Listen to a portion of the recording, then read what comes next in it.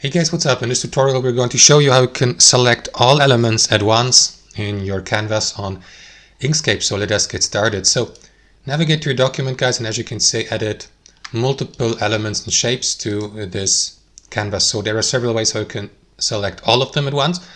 So one option would be, if you for example have them crowded in one area of your canvas, would be to draw a box like this around them, release your left mouse, and that is going to select all of these elements at once, also in your layer. Option number 2, speaking of layers, would be to navigate to the layers and objects tab here to the right and click into the given layer, for example, if it contains these shapes and objects. For example, if you have only one layer, all that will be needed to do is select the given layer by double clicking into it, and then it is going to select also all included elements. Of course, if your document features several layers, you will need to apply this for each layer separately, or alternately, that's option number 3, guys. You may navigate to the edit button or tab in the top left and use one of these options, select all, for basically all shapes and objects on your entire document by using this option or the shortcut Control A, including